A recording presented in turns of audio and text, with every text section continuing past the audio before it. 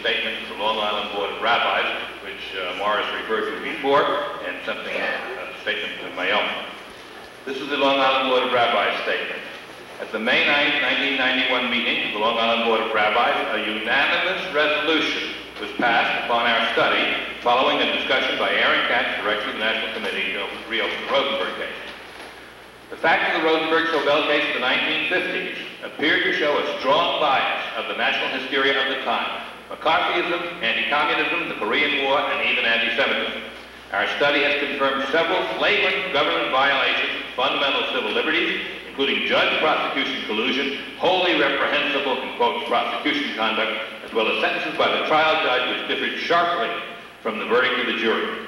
The judge sentenced the Rosenbergs for, quote, putting the A-bomb in the hands of the Russians, when in fact the jury made no such finding. Indeed, no witness testified for the Rosenbergs ever passed any classified information to anyone. Mistaken press reports circulate to this day, claiming that the jury found the Rosenbergs guilty of passing atomic secrets to the Soviets. These claims were inferred from the judge's sentencing statement, but are in no way supported by the trial record. Now, this is the formal resolution of the Long Island Board of Rabbis, Nassau and Suffolk. The Long Island Board of Rabbis, after carefully studying the facts, information, and circumstances surrounding the trial of Ethel and Julius Rosenberg and Morton Sobel, does hereby resolve that the case be reopened in order to best serve the interests of justice. This is a case which resulted in 2 untimely and unprecedented electrocutions that defied worldwide disapproval and appeals for clemency. We strongly urge that the House and Senate Judiciary Committees appoint commissions of inquiry to study and report on the Rosenberg case. Signed, Rabbi Maurice B. Simkis, Secretary, Rabbi Paul Kushner, who spoke last year at our meeting, President.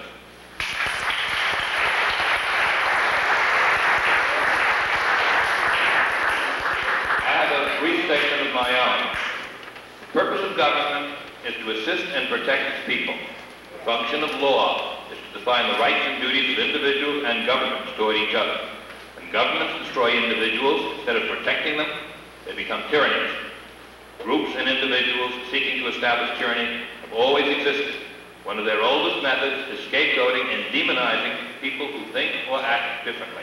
But when one group of people, or even one person, is deprived of the protections of the law, none of the rest of us is safe.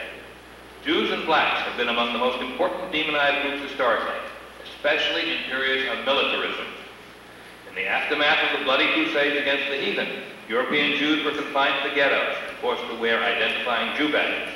After the Russian Revolution, Jews believing in building a better, peaceful world were pilloried as communists. After the Nazis' defeat, and even after the establishment of the State of Israel, they were still attacked as communists. The American and French revolutions established the parallel rights of man and duties of government. These rights and duties have been under almost continuous attack ever since. When the attacks succeed, tyranny grows. Persecution masquerading as prosecution is a frequent method. Public protest can inhibit governmental tyranny. Abandoning protest encourages future persecution. And that is why we are here today, 38 years after the execution of Julius and Ethel Rosenberg, to demand that this prosecutorial and judicial persecution be re-examined. In France, the defeat of the Dreyfus persecution and the rehabilitation of its victim had immense constructive political consequences. The powers of the Royalists and the Roman Catholic Church were markedly reduced. The separation between church and state was strengthened, and the Jesuit order was banned from the land because of its conspiratorial activities. In Italy, unpunished murders by Mussolini's fascists gave him the green light for further tyranny there. The world's failure to stop Hitler's persecutions of Jews and communists in Germany ultimately led to the deaths of millions, both Jews and non-Jews, in the Second World War and the Holocaust. The still officially unchallenged murder of the Rosenbergs in America silenced an entire generation, Jews especially. J. Edgar Hoover was a major architect of the Rosenberg murder.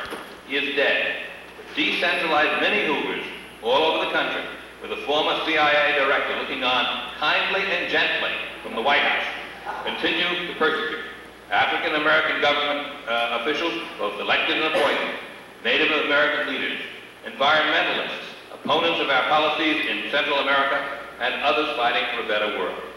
All these persecutions have been facilitated by the absence of official questions concerning the murder of the Rosenbergs.